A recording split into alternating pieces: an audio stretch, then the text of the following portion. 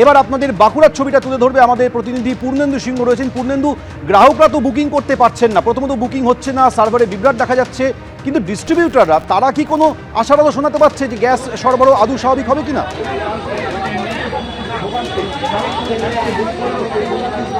সৌমেন, তোমাকে প্রথমে বলি যে বাঁকুড়া শহরের যে মাচানতলা রয়েছে, মাচানতলার যে গ্যাস এজেন্সির যে অফিস, সকাল 7টা থেকে যে লম্বা লাইন তুমি দেখতে পাচ্ছ, দর্শকরা দেখতে পাচ্ছে যে সকাল থেকে এই লম্বা লাইন। গ্রাহকরা যেটা জানাচ্ছে সকাল 7টা থেকে তাদেরকে লাইন দিতে হয়েছে। কেন না, তারা কেউ বুকিং করেছে বা বুকিং হচ্ছে না, এবং কেউ অফিসে আসছে, তারা সার্ভারের সমস্যা হচ্ছে, একাধিক সমস্যা নিয়ে তারা এসছে। গ্রাহকরা যেটা জানাচ্ছে যে বাড়িতে যে সমস্ত সমস্ত গ্যাস পুড়িয়ে গেছে, তারা হোটেল থেকে এনে রান্না বান্না করছে। প্রায় 2-3 দিন ধরে তারা হোটেল থেকে এসে রান্না বান্না করছে, বারে বারে তারা এরকম লাইন দিচ্ছে এবং হতাশ হয়ে বাড়ি ফিরে যাচ্ছে।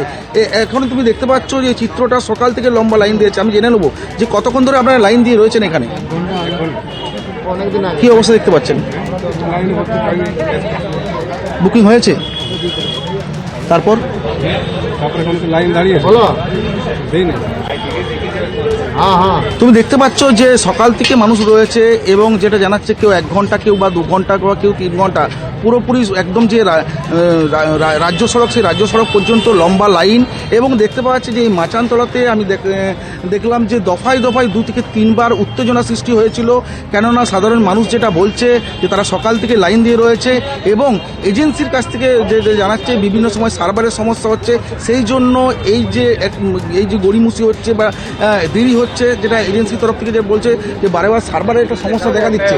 এবং যেটা গ্রাহকরা যেটা জানাচ্ছে যে তারা বারবার গ্যাস এজেন্সির কাছে এবং বুকিংয়ের জন্য করছে, কিন্তু বুকিং হচ্ছে না। কেন বুকিং হচ্ছে না এখনো পর্যন্ত সেই প্রশ্নের উত্তর পাচ্ছে না। আমি আরেকবার জেনে নেবো আপনাকে, কতক্ষণ থেকে লাইন দিয়ে রয়েছেন, কি অবস্থা দেখতে পাচ্ছেন? এসেছিলাম, বুকিং করছিলাম, বুকিং হয়নি, ঢুকেছিলাম ভিতরে, ওরা বলছে যে বুকিং করো, ওই নাম্বার বলছে। আমি কালকে সারাদিন বুকিং করেছি, এখান থেকে আবার 4টার সময় ঘর চলে গেছি, তারপর আবার যেই বলে বুকিং করছি, বুকিং নিচ্ছে না। সকালে রাত্রেও বললো 8:30টার সময় বুকিং করে, বুকিং করেছি, বুকিং হয়নি।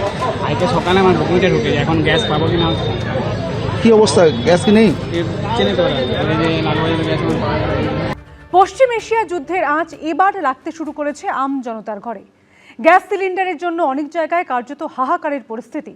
গ্যাস সিলিন্ডারের আকালে একাধিক নামী রেস্তোরাঁ বন্ধের মুখে, বহু ছোট রেস্তোরাঁ বাধ্য হয়ে ফিরেছে কয়লার উনুনে। আর এই পরিস্থিতিতে গেজেট বিজ্ঞপ্তি জারি করে অত্যাবশ্যকীয় পণ্য আইন কার্যকর করেছে মোদী সরকার। না, গ্যাস একদম পাচ্ছি না। কি বলছে ডিলাররা বলছে ঘরে মাল নেই। আমেরিকা ইসরায়েলের হঠাৎ ইরানকে আক্রমণ, পাল্টা ইরানের নাছোড় মনোভাব, প্রত্যাঘাত, সব মিলিয়ে সংকটে গোটা বিশ্ব। বাঙালির ঘরে বাজারে চায়ের দোকানে এখন আলোচনা হরমুজ প্রণালী নিয়ে, ট্রাম্প নেতানিয়াহু খামেনেইকে নিয়ে, যুদ্ধবাজ কট্টরপন্থী দখলদারদের নিয়ে। তার কারণ বাঙালির হেসেলে আগুন লাগিয়ে দিয়েছে পশ্চিম এশিয়ার যুদ্ধ। মোদী সরকার দাবি করছে অল ইজ ওয়েল, কিন্তু সত্যিই কি তাই? সবার মনে ভয়, গ্যাস সিলিন্ডার পাবো তো, রান্না হবে তো। কলকাতা থেকে জেলা গ্যাস ডিস্ট্রিবিউটরদের অফিসের সামনে লম্বা লাইন, মুখে ভয়ের ছাপ। 3 তারিখে গ্যাস বুক করা আছে, 3 তারিখ, আজকে 10 তারিখ, এখনো গ্যাস পৌঁছায়নি। ট্রাম্প নেতানিয়াহু ইরান দুপক্ষই তেলের ডিপোয় আক্রমণ শুরু করায় ভারতে গ্যাস তেলের আকাল। আসলে কোনো জায়গায় গ্যাস পাম্প নেই, কোনো পাম্পে নেই। এই মুহূর্তে আমরা এসএসকেএম হাসপাতালের সেন্ট্রাল কিচেনের সামনে রয়েছি। যে দৃশ্য আমার সহকর্মী অভিজিৎ দত্ত দেখাচ্ছে, সেখানে আমরা দেখতে পাচ্ছি হাসপাতালের এই যে সেন্ট্রাল কিচেন, সেখানে ডোমেস্টিক সিলিন্ডার নিয়ে যাওয়া হচ্ছে। এসএসকেএম হসপিটাল যেটা পিজি, আজকে 19 কিলোর বাণিজ্য বন্ধ আছে। এই পরিস্থিতিতে গেজেট বিজ্ঞপ্তি জারি করে অত্যাবশ্যকীয় পণ্য আইন জারি করেছে মোদী সরকার।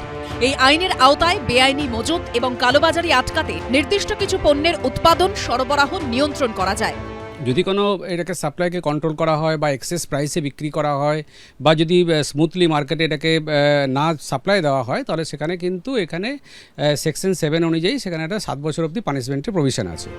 আইন অনুযায়ী অত্যাবশ্যকীয় পণ্যের তালিকায় রয়েছে পেট্রোলিয়াম এবং পেট্রোপণ্য। কেন্দ্রের গেজেট বিজ্ঞপ্তিতে অগ্রাধিকারের তালিকা ঠিক করে দেওয়া হয়েছে, যার মধ্যে প্রথমে রয়েছে বাড়িতে ব্যবহৃত পাইপড ন্যাচারাল গ্যাস, যানবাহনে ব্যবহৃত সিএনজি, এলপিজি এবং পাইপড কম্প্রেসর ফুয়েল। অগ্রাধিকারের তালিকায় দ্বিতীয় স্থানে রাখা হয়েছে সার উৎপাদন কেন্দ্রগুলিকে। তৃতীয় স্থানে রয়েছে চা এবং উৎপাদন শিল্প। আর অগ্রাধিকারের তালিকায় চতুর্থ স্থানে রাখা হয়েছে শহরের গ্যাস সরবরাহকারী সংস্থাগুলিকে। বাস্তব পরিস্থিতিতে আপনি দেখবেন অনেক মানুষ গ্যাস পাচ্ছেন না, ফ্যামিলি মেম্বার্স বেশি থাকে, বাচ্চা আছে, তার জন্য হয়তো তাকে বেশি করে গ্যাস ব্যবহার করতে হয়। তাদের ক্ষেত্রে একটুখানি অবস্থা মানে আমি বলবো খুব খারাপ হবে। এবং সরকারের যদি, প্রশাসনের যদি নজরদারি ঠিকঠাক না থাকে এবং সেটা যদি রাজ্য সরকার কেন্দ্রীয় সরকার উভয়ে হাত ধরাধরি করে না করতে পারে, তাহলে কিন্তু ওই কালোবাজারিদেরকে আপনি এসমা জারি করেও ঠেকাতে পারবেন না এবং মানুষের যে কষ্ট সেই কষ্টটাকে আপনি লাঘব করতে পারবেন না। ভারতের যত জ্বালানি লাগে তার ৮০ থেকে ৮৫% আমদানি করতে হয়, আর তার মধ্যে আবার প্রায় ৮৫% আসে হরমুজ প্রণালী থেকে। তার জেরে এখন হাহাকার। পরিস্থিতি কি আরো খারাপ হবে? কিভাবে সামলাবে কেন্দ্র? এরই মধ্যে ভারতের বিমান যাত্রীদের ওপরও চাপ বাড়ল। জ্বালানি সংখ্যা তৈরি হওয়ায় প্রভাব পড়ল বিমান যাত্রার ওপর। কোথাও সারচার্জ নেওয়া শুরু করলো এয়ার ইন্ডিয়া এবং এয়ার ইন্ডিয়া এক্সপ্রেস, কোথাও সারচার্জ বাড়ানো হলো। 12ই মার্চ থেকে সকল অন্তর্দেশীয় বিমানের টিকিটের ওপর ৩৯৯ টাকা করে সারচার্জ নেবে তারা। বর্তমানে অন্তর্দেশীয় বিমান পরিষেবায় জ্বালানির জন্য কোনো সারচার্জ নেওয়া হয় না, তবে বৃহস্পতিবার থেকে ৩৯৯ টাকা করে সারচার্জ নেবে তারা। সার্ক গোষ্ঠীভুক্ত দেশগুলোতে যাওয়ার বিমানে ৩৯৯ টাকা করে সারচার্জ নেওয়া হবে। পশ্চিম এশিয়ায় যাওয়ার বিমানগুলিতেও $10 সারচার্জ নেওয়া হবে বৃহস্পতিবার থেকেই। দক্ষিণ পূর্ব এশিয়ায় যাওয়ার বিমানগুলিতে আগামী বৃহস্পতিবার থেকে $60 সারচার্জ নেওয়া হবে। আফ্রিকার দেশগুলিতে যেতে সারচার্জ বাড়িয়ে করা হয়েছে $90। 12ই মার্চ থেকে ইউরোপ, উত্তর আমেরিকা এবং অস্ট্রেলিয়াগামী বিমানেও সারচার্জ বৃদ্ধি করছে এয়ার ইন্ডিয়া। ইউরোপগামী বিমানগুলোর সারচার্জ এখন $100, তা বাড়িয়ে $125 করা হবে। উত্তর আমেরিকাগামী এবং অস্ট্রেলিয়াগামী বিমানগুলির জন্য এই সারচার্জ $150 থেকে বাড়িয়ে করা হবে $200। ঝিলম করঞ্জাই, অর্ণব মুখোপাধ্যায় ও সৌভিক মজুমদারের রিপোর্ট, এবিপি আনন্দ। সিএতে আবেদন করে মিলল ভারতীয় নাগরিকত্ব। পূর্ব বর্ধমানের পূর্বস্থলীতে দুটি পরিবারের 5 জনকে ভারতীয় নাগরিকত্বের স্বীকৃতি। আবেদনের কয়েক মাসের মধ্যে মিলল নাগরিকত্বের শংসাপত্র। 2002 সালে ভোটার তালিকায় নাম না থাকায় দুশ্চিন্তায় ছিল পরিবার। কেন্দ্রের ঘোষণার পর সিএতে আবেদন মিলল ভারতীয় নাগরিকত্ব। এসআইআর এর আবহে ভারতীয় নাগরিকত্বের স্বীকৃতি পেয়ে স্বস্তির নিঃশ্বাস দুটি পরিবারের।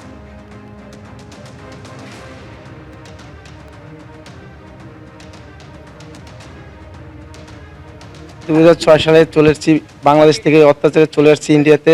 সিএতে অ্যাপ্লাই করেছি অনলাইনে, ইমেলে।